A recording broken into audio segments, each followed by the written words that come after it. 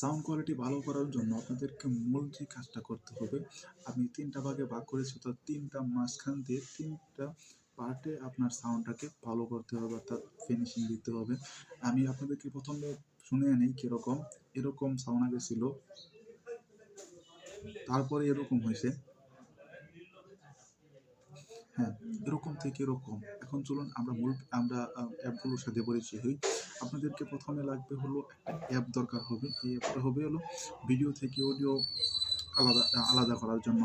এটা কেন করতে হবে আপনাদেরকে আমি বলি। আপনারা যদি আমার মতো ভিডিও করে থাকেন বা ধরেন এমন কোনো ভিডিও বানান যা স্ক্রিপ্টেড আকারে সাজানো থাকে, অর্থাৎ এক পার্টের পর এক পার্ট। এখন যখন আপনারা শ্যুট করতেছেন তখন কিন্তু এক পার্ট কাট কাট করে করে বসাতে হয়। আপনারা কী করবেন, ধরুন একটা ভিডিও এডিট করতেছেন, তো এই ভিডিও যত কিছু কাট ছাট করা দরকার সব কাট ছাট করে সেটা মানে ভিডিও সেভ দিয়ে দেবেন, হ্যাঁ। কিন্তু এখানে কোনো সাউন্ড এফেক্ট বা মিউজিক অ্যাড করবেন না। শুধুমাত্র এই যে ইয়াটা আছে, মেইন লেয়ারের যে অডিওটা আছে, মেইন লেয়ারের ভিডিওটা, এই ভিডিওটা রেখে ভিডিও সেভ করে দেবেন। ভিডিও সেভ করার পর প্লে স্টোরে চলে যান আর এখান থেকে ডাউনলোড করুন MP3 two MP4 two MP3 converter. এই অ্যাপটা ইনস্টল করে নিন। ভিডিও ডিসক্রিপশনে আপাতত নাই, পরে দিয়ে নেবেন। তো অ্যাপটা ইনস্টল করার পর আপনারা এটাকে, আমি মনে করতেছি আমাদের কাছে আপনারা এই সব কিছু পারেন। এখানে অ্যাপ ওপেন করার আর কিছু দেখাচ্ছি না, সরাসরি চলে যান। এখান থেকে এই ভিডিও অপশন থেকে নিয়ে আপনার ভিডিও সিলেক্ট করে এটাকে অডিও করে ডাউনলোড করে নিন। তারপর আপনারা সরাসরি চলে যান গুগল ক্রোমে। এখন আমি আপনাদেরকে অ্যাডোবি পডকাস্টের কথা বলবো। আপনারা জানেন অ্যাডোবি পডকাস্টের সাথে যুক্ত আছেন, তারা এখন এটা বলবেন না যে আমরা অ্যাডোবি পডকাস্টের সব কিছু বুঝি বা অ্যাডোবি পডকাস্ট দিয়ে আমরা অনেক কাজ করেছি। কেননা অ্যাডোবি পডকাস্ট দিয়ে যখন আপনি একটা ভিডিও মানে অডিওর একটা সাউন্ড ভালো করতেছেন বা সাউন্ডের নয়েজ দূর করতেছেন, তখন যখন যখন এই অডিওর সাউন্ডটা নয়েজ চলে থাকতেছে, নয়েজটা নয়েজটা এরেজ করে, ঠিক আছে, কিন্তু এখানে একটা সাউন্ডের ভো ভো একটা আওয়াজ আসে, বর্তমান মানে একটা মোটা, একদম বিরাট মোটা করে ফেলে। এটা হলো মেন সমস্যা। তো এই সমস্যা থেকে সমাধান হওয়ার জন্য আমি আরেকটা ওয়ে আছে, ওটা দেখাইতেছি একটু পরে। তো এখানে কি করবেন, এরকম পডকাস্ট হিসেবে প্রথমে আপনার সাইন ইন করে নিতে হবে। এখন সাইন ইন দেখা আমার না, কারণ এটি খুব বেসিক বিষয়, আমি মনে করতেছি আপনারা সব পারেন। তো এটাতে সাইন ইন করে নেওয়ার পর এখানে দেখুন যে অডিও সিলেক্ট করার অপশন আছে, এখান থেকে আপনার অডিওটা সিলেক্ট করে নিন। অডিওটা সিলেক্ট করার পর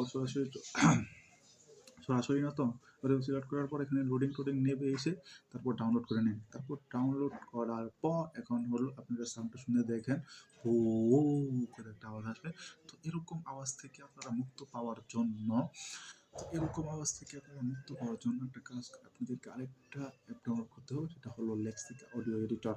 তো লেক্সিকা এডিটর এটা একদম ফ্রি অ্যাপ, আপনারা প্লে স্টোরে যে সার্চ করলেই এই অ্যাপটা পেয়ে যাবেন। তো প্লে স্টোর থেকে এই অ্যাপটা নামিয়ে নিন, তারপর সরাসরি প্রবেশ করুন। আর আপনাদেরকে এখানে মাত্র 3টা কাজ করতে হবে, 3টা কাজ করলেই আপনারা আপনার মেইন আউটপুটটা পেয়ে যাবেন। এখান থেকে প্রথমে একটা কাজ করেন, অডিও অফ থাকা অবস্থায় দেখুন যে উপরে এফেক্টে যায় আসলে এখানে দেখেন নর্মালাইজ বলে একটা অপশন আছে, নর্মালাইজটা করে নেবেন।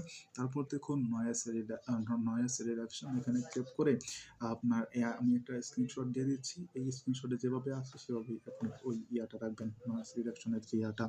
তারপর এখান থেকে এটাকে অ্যাপ্লাই করে দেওয়ার পর আবারও এফেক্টে ঢুকে দেখেন ইকুয়ালাইজার বলে একটা অপশন আছে। এই অপশনটাতে যে সেটা, এই যে দেখতেছেন স্ক্রিনের মধ্যে ইয়াটা, এটা পুরো অ্যাপ্লাই করে দেন। তারপর আপনি এবার এটা সেভ করে নেন। আর সেভ কীভাবে করতে হয়, সেভ করার জন্য উপরে দেখুন সেভ বাটন আছে, তো সেভ বাটনে ক্লিক করে সরাসরি সেভ করে নিন। আর এই অডিওটা আপনারা যদি ইনশট দিয়ে এডিট করেন,